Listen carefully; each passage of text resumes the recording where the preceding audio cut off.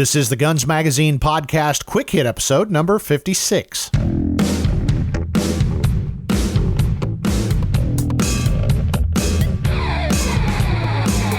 Hi there, and welcome to this quick hit episode of the Guns Magazine podcast. I'm your host and the editor of Guns Magazine, Brent Wheat.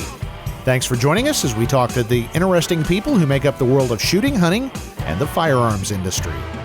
Today's show is another gathering of our resident gun cranks, myself, Roy Huntington, and American Handgunner editor, Tom McHale. In this episode, we have some fun going over the top 5 gun myths as chosen by us. In today's meeting, we poke, prod, spindle, fold, and mutilate some of the biggest and most widespread misconceptions about firearms. But before we get started, I would like to remind you this episode of the Guns Magazine podcast is sponsored by our good friends at Kimber. Kimber was founded with the singular purpose of making every firearm the best it can possibly be, with a fit and finish that only practiced hands can achieve and appreciate. Whether you carry a Kimber for personal protection, hunting, or competition, know that their promise of quality without compromise is how they measure success. To learn more about Kimber firearms, visit kimberamerica.com. Well, whether you're talking about the BS surrounding assault rifles or how that 38 snubby can blow a bad guy clean through a saloon window, shooting myths are everywhere. Many times it's the media and ignorant politicians, but sometimes it's actually shooters and hunters who should know better. Today, we're going to take a handful of the biggest whoppers apart. Now here's our Gun Cranks discussion on the top 5 gun myths.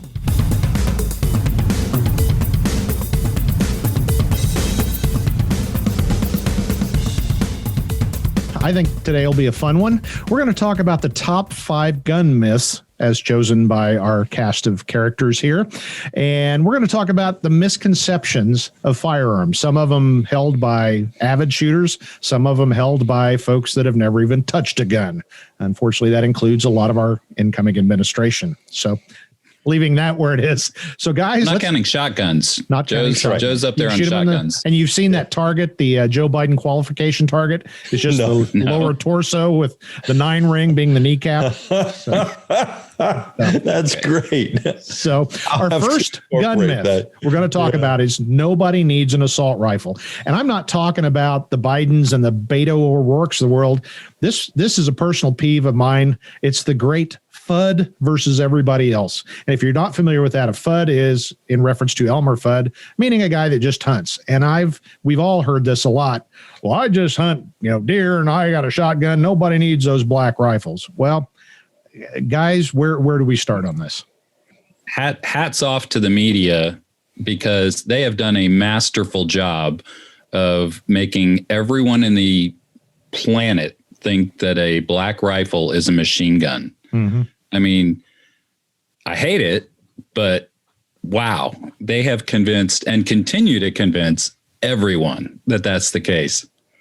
Amazing. It's a bit of that if it bleeds, it leads kind of a thing. Yeah. Just you hear the word machine gun. I like it when there's like a report of a knife, a stabbing, but they run a picture of a gun behind the reporter. Well, he might have had tonight. He wanted to have a gun, right? Yeah. When he stabbed the other guy. Well, I think we have to look at our own industry, though, and accept a part of that guilt, though, because we had a very famous gun writer, TV starry, outdoor huntery kind of guy some years ago who basically said that very thing. He said, we don't need those AR-15 guns. They're stupid. And we'll cue the crickets. His TV show got dropped from all the gun magazines he wrote for. It took him about 5 or 6 hard years to come back, eating crow the entire way. And still to this day, because I mentioned that writer on a show not too long ago, and our own Dave Workman is a good friend of his, and even he admits, man, he really, his friend screwed his career up pretty badly. But I think that highlights where he was just flat wrong. Especially now in our new age of this incoming administration. On the Second Amendment, we've all got to be on this together, because if you think they're just going after black rifles, you're insane. They want your gun and they want your deer shotgun and they want your lever action and et cetera, et cetera. So we got to be in this together. I think it's all very intentional. Yeah, it's the whole If it fires Divide more and than conquer. one shot, it's in the category, you know. Yep. And I think eventually, if it fires one shot, it'll be in the category. Yeah. I think let's give them a tool, though, or our shooters a tool. If you don't like to shoot AR-15s, if you don't even like AR-15s or black rifles, that's fine. But all you need to say is, well, I prefer shotguns and I enjoy single shot muzzle loading, revolver or muzzle loading rifles. And I don't really have any need for the black rifles. I can see where that could be interesting for people, though. That's all. There you go. Your opinion's out there, but otherwise, because how would they feel if somebody said muzzle loaders are stupid and we don't need them? We should ban them all. It's like, well, we continue to eat our young, don't we? Exactly. Yeah, we're so busy fighting with each other in the gun community that we're getting our butt kicked far too often. So don't be a tool of the mainstream media. That's all we got to say. So let's go to number 2. And I love this one. Suppressors are just for criminals. Well, yeah. Isn't that the truth? Everybody knows that, right? And if you've never shot a suppressor, first of all, they're not like Hollywood. They do make a little bit of noise, but they're for hearing protection and to keep the complaints down from the neighbors, the anti-gun neighbors about, I hear gunfire. It solves that problem. And there was a great line in our recent Guns magazine, and I think it was Wayne Van Zal, who pointed out he was hunting in Scotland and they had suppressed rifles. And he mentioned, well, that's kind of a hot topic in America. And he goes, don't you Yanks have mufflers on your cars? Yeah. It was Dave Anderson. That's who it was. That's who it was. Yeah. If you ever get into an argument about suppressors, or you have the opportunity and people say, oh, it just hides, it allows more crime and this and that. Here's a truth bomb. You don't have to remember decibels and logarithmic sound scales and all that stuff. Remember this one thing. A suppressed gun of any kind is louder than a jackhammer. A jackhammer clocks in at about 115 decibels, as does a Van Halen concert. Well, I guess I should pick a different band now, but as does a loud Megadeth concert, and not even close. So if you think a jackhammer going off next to you is quiet, then that is true. Suppressors are silent. So it's that whole divide and conquer thing. Suppressors make it easier to shoot in proximity to people and protects your hearing. So people that are sensitive to recoil and muzzle blast, it helps them shoot. So I think the anti-gunners realize not a lot of people use them. So if they make them, off limits, a nasty, terrible thing that criminals are going to use, then it'll be pretty easy to get legislation to make them just go away, especially in the current administration. And there's nothing further from the truth. They're doing what they are doing with black rifles, which is just spinning it.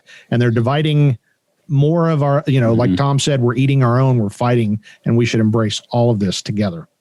Yep. Well, and thank you, TVs and movies, because all the way back to the 30s and 40s, when somebody would pull a little pen-sized suppressor out of his pocket and screw it onto his revolver, and it would go thump, thump. Piff, piff, piff.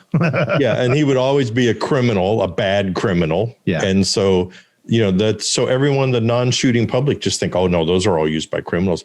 What would be interesting, I remember I did this one time, but I don't really recall the data, although it was infinitesimal, which is a big word for me to use, but the actual documented usages of a suppressor in any kind of crime, it's virtually non-existent. Yeah. And I think people forget that it also makes your gun bigger. If you put a suppressor on a handgun, it's like you've got this, baseball bat now that you're trying to put in your pocket. It's a concealment challenge. I mean, it's a concealment challenge. 9mm suppressor is still that long. So you double the size of a handgun. Going off screen here. So don't fall for the suppressor nonsense. They're just good fun and they protect your hearing, but they do tie into point number 3. Which is, this is my favorite on the entire list. Guns make people fly backwards when they get shot. That's what I say. Yep. We've all seen it through the saloon window, through the bar, through the back wall of the building, across the canyon, and the guy is standing there going, yeah, I got beat Black Bart, didn't I? Yeah. Tom, you're the physics guy. Yeah. Explain this. Okay, let's go non-physics for a second. Okay. Why do we pass this stuff around? And I mean, any of it, like all of these gun counter myths are so easy to prove or disprove. go try it.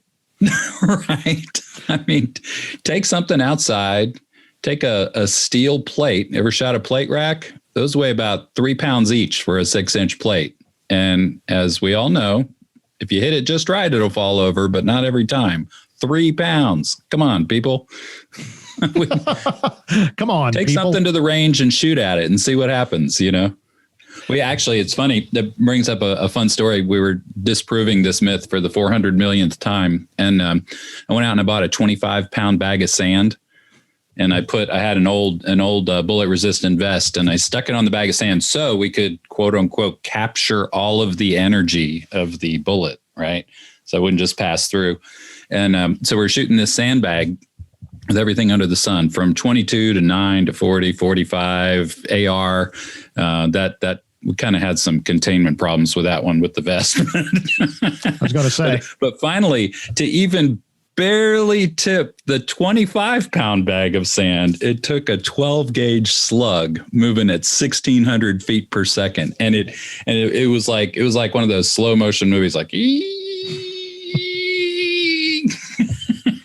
So it didn't exactly fly through the plate glass window.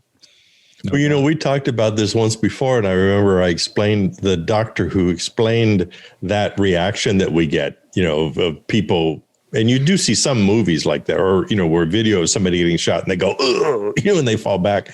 Although most people, I've seen a couple people get shot. And we've all seen videos and stuff. It's like you pull their plug and they suddenly have no bones in their body. They just crumple straight down. Well, he said, what happens if you get stuck in the butt with a pin? And he said, you go, whoa, you know, you jump and, you know, and he said, that's what's happening a lot of times when somebody gets shot. He said, it's just like you stuck them with a pin and they're reacting to that pain. It's not the bullet knocking them down on the ground or something. And so that is just such a great analogy. And so just remember that. So just, you know, Roy, we've talked about this. Both of us have seen people shot on numerous occasions, being retired police officers. And you're right. They either crumple and sometimes to a completely survivable wound. It's, I've been shot. I need to collapse now. So there's psychology involved. But really, wouldn't you agree? What normally happens is they run. Even if they are dead on their feet, they run. So you generally, you know, find them 100 yards down the street or whatever. So I've yet to see anybody go through a saloon window that they didn't launch there themselves. Well, you know, and we had one where cops shot this guy with a 9mm 2 or 3 times. And it was on video because there was a camera crew there riding along or something. And it was like, pow, pow, pow. And this guy drops his gun and he goes, hey, man, stop shooting me. And it was, I mean, you know, nobody fell down. Nobody ran away. Nobody, he just sat down and he just like, he was going, man, why'd you shoot me? Stop. And, I know. Stop shooting me. Yeah. Well, the cop said, well, I can't say what the cop said. Never mind. Well, but that wasn't a 45 though, right? Yeah, if it had been a 45, he would have knocked back. Well, clearly, I mean, we got to preface this whole discussion does not apply with a 45. It's the ultimate man stopper. 45 hardball. Yeah. And you know, this raises a good point of anything you see in TV. It's very simple. Stop and think, why did they do that? Why did they do things like put a gun up next to their face? You know, with sometimes with their finger on the trigger. Why do they? It's the high Sabrina. Don't forget, that's what they call the full Sabrina. That never gets old. Yeah. Or they send people flying through the window. Or my other favorite is when, you know, the guy is shooting like a 38 snubby and it's got a muzzle blast that goes out like 18 feet. Why do they do that? It's very simple. It's dramatic. And what is TV? It is a quote unquote drama. It's TV. It's so TV. Yeah. You know. An actual gunfight. You're saying they embellish. They embellish just a bit. It's hard to believe. I realize that, Tom. Yeah. It's hard to believe. Yeah. It's good to know. I see. I learned something today. Yeah. If you look at videos of actual gunfights on the street, and there are plenty of those on YouTube, they're very dramatic to the people downrange and firing, but to the bystanders, they're not that spectacular. So Hollywood and television has to ramp them up. So, and they're over fast. Yeah. Pop, pop, pop, pop, pop, pop. Okay, we're done. You know, yeah. Yeah. Well, the gunfight at the OK Corral, the world's most famous gunfight, okay, of all time, had 1, 2, 3, 4, 5, 6, 7, 8 or 9 participants. They shot 31 total rounds and it went for 27 seconds, which was a really long gunfight, you know? Yeah. But there you go. 27 seconds and an eternity of history. How many plate glass windows in Tombstone were destroyed? And if you watch the movie, you'll see them fly back from getting hit with the shotgun. That's what I mean. Okay. Yeah, lots. So TV movies, it's not real. Sorry. So we'll go on. And this is kind of a TV thing too, but I also hear this at gun counters a lot. And especially with shooters that should know better is this is number 4, you can't miss with a shotgun. And if you've ever done any patterning, yeah, I can too. Yeah. Well, exactly. We've all missed it. But what I'm talking about is people say in a home defense situation, you know, I just get a shotgun and I just point it and, you know, the bad guy magically evaporates. And if you've done any patterning on almost any shotgun other than maybe a real short barrel one, you're only talking a fist size pattern, maybe a plate size pattern across the room, but that would be exceptional. Mostly you're getting those kind of patterns with a shotgun across the room of any. We did a video on patterning. Do you mean like actually, does that mean like going to the range and trying it yourself rather than passing on the myth? Well, you don't even have to do that because we did the video. We have a video on our YouTube channel in the insider tips, and it's birdshot versus buckshot. Mm-hmm. And so just look and there it is right there. I think we shot it like at 7 yards or something, and it's got that fist size rat hole wound from the shot, you know, just blowing out the center of the target. And yep. Yeah. Hey, I've got a surprising story. Beretta had a writers event some years ago, and it was a tactical event up at Academy, the old Blackwater place. And so, yeah, it was a bunch of us, you know nothing yahoos at a serious training place. But besides that, we were messing around with smoothbore shotguns. It was their 1301 tactical shotgun, no chokes, no nothing. And we were shooting Federal flight control wad, 12 gauge buckshot. You know, I don't remember if it was an 8 or 9 pellet load, but we started out 3 yards and we backed up just to see what the pattern was. We got to 75 yards, 75, almost 100. And all pellets, most shots were still on a silhouette target. Wow. A standard silhouette target, 75 yards. So tell me you don't need to aim that. Exactly. You're right. They developed that for SWAT teams and to use buckshot basically as a close range sniper rifle that pretty much puts a period on whatever it is you're shooting at, you know. That's kind of an oxymoron there, isn't it? It is. Yeah. Yeah. But you're right. And people think that with a shotgun that's how it is. You don't have to aim. That's the other one. You know, oh no, you don't have to aim. You just hold it down there. We've shot really short barreled. What do they call those? NSF shot NFA. Illegal shotgun, NFA shotguns. Yeah. That had like 10-inch barrels and 8-inch barrels and 12-inch barrels, little short pump guns. And they were actually still same thing, Brent. They had at 5 or 7 yards, they were still just full fist-sized groups. Yep. You know, I was the last guy on my department when we went to patrol rifles, because I'm old enough to know, you know, when we went from shotguns to patrol rifles, I held on to my, I think it was a 10-inch 870 because it was such a wonderful weapon operating in the confines of like a trailer or something like that. And my point was I can put an ounce of buckshot, you know, across the room and still, you know, put a hole like that versus the patrol rifle. And I'm not against patrol rifles, and I'm not bringing up that whole, you know. So you don't like black rifles? I love black rifles. I like all rifles. You have an issue with assault rifles? Black rifles. Or assault weapons. Yeah. What's the wrong word? Assault weapon is the wrong word, right? Yeah, whatever. So anyway, my point being, the same thing though, across the room, even with a 10-inch barrel and without flight control wads, you're still going to put it into a little bitty hole. So aiming is important. Which brings up the high cap magazine part of this equation too. True. So, I've got an AR-15. I have 20 rounds. I can't miss. Yes, you can. Yeah, we've all done it. Yep. You know, I was at a writer's event one time, and there was a 100-yard steel plate that you had to take out with a AR-15, and that was part of this little competition we were doing. And so I ran up and you know, sat down with the rifle and rested it and aimed. and took a shot and hit the plate, right? So I was done, dropped the rifle, ran on the next thing. Meanwhile, the person at the other thing, he lay down, he started going bang, bang, bang, bang, bang, bang, bang, bang, bang, bang, bang, bang, bang. He was just like opened up on it, right? Yeah. And missed it clean. 20-round magazine, absolutely missed it. I remember the spotters were watching and they went, "You haven't hit it yet." Meanwhile, I'm done with whatever I was, Well, and it raises the point too that the bad guy's name is on the front of that bullet and your name's on the back. So you drop, 20 rounds at a bad guy and you only hit him once. Where are the rest of those rounds going? With my luck, it's usually into a busload of hemophiliac nuns and orphans. It's true. It's not good. Yeah. You got to aim. So that's funny. I love that deadpan from the safety officer following you around on a stage of fire like that. Well, nope. I haven't hit it yet. Haven't hit it yet. These guys they both, I remember they lowered their binocular. They said, "You haven't hit it yet." Keep going. Yep. Yeah. Well, we're going to get into number 5 now. And this is one that we'll try to have some fun with it, but it just boils my shorts. That's a weird analogy, and it's really being perpetrated by the mainstream media now, because of course we all know old white guys are the devil, but they're going after firearms by saying gun owners are all old white guys and we're ist and, blah, blah, blah.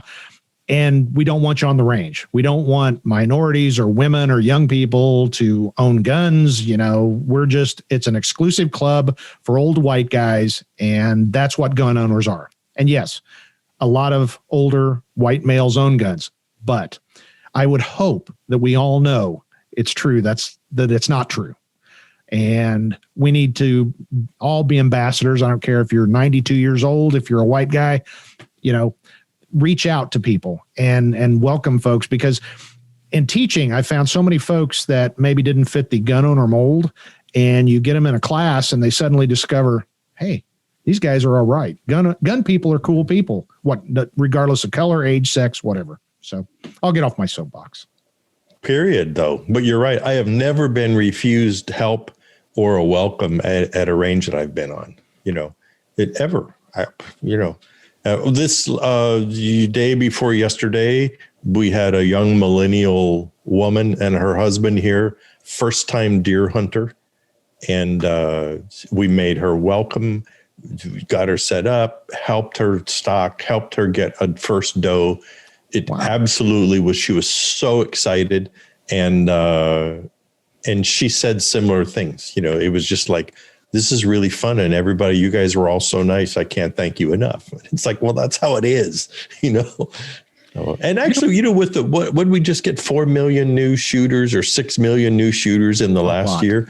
Well, according to the stats, I mean, right off the top, it's like 35% are women. And then there's a huge number of minorities and people of color and whatnot. So we have this huge influx in our community. And I have not heard a single person on our side of the fence going, "Oh, heck." Everyone's been going, "Cool. Welcome to the club." 4 or 6 million? Yeah. CNN said 7. Oh, well, see. 7 people. Oh, 7 people. There's 7 new gun owners this year. So it's probably more than that is what you're saying. Yeah, 7 or 8 or 9. Yeah. Hey, but seriously, I don't know if you guys have noticed this. I go to a range quite frequently just for quick and dirty stuff. It's run by the state DNR, so it's a really nice outdoor facility. The number of women there every time I go has exploded this year. I mean, so many more than before. Big changes going on. Yep. And I will say too, we've all seen the crusty old guy, whether he's white or not, but crusty old white guy at the range who isn't welcoming, and it's not even a matter of age or skin color or gender. It's just, he's a crusty old guy. And we've all seen it, right?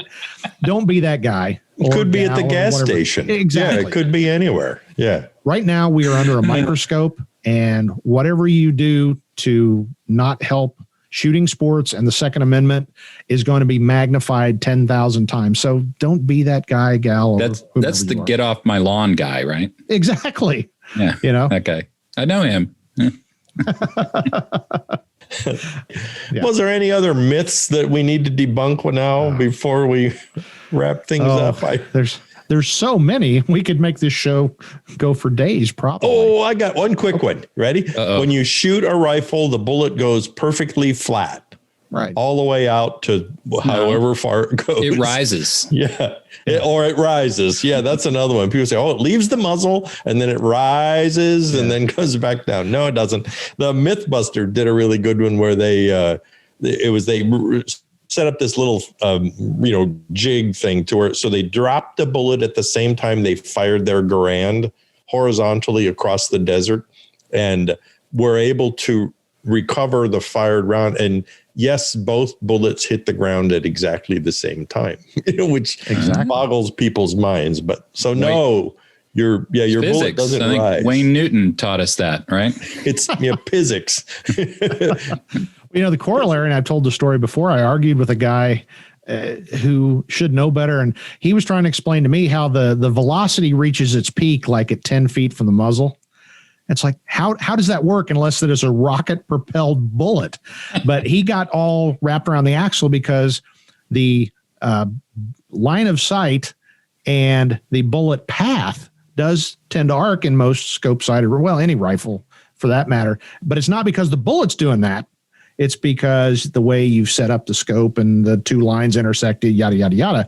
But he somehow in his head was just convinced, and probably to this day will not accept the fact that it's faster 10 feet out from the muzzle than at the muzzle. It's like, read a physics That's an easy book, one man. to disprove. Go try it, right? Yeah. Set your chronograph up. Brony. You might want a blast shield. I have one of those lab radars, Doppler radar things, that gives you the velocity as it shoots down. So I promise you in a Roy Backyard video, I will actually do that. We'll actually track the velocity as it goes down. So I think that'd be pretty interesting. So we can find the peak velocity, how many ever feet out from the muzzle it is. And I'm going to lie and say it's 10 feet out. Well, cool. Hey, nothing like starting a new myth, right? That's right. Hey, we could be the gun Mythbusters. No, let's not. It sounds like a lot of work to me.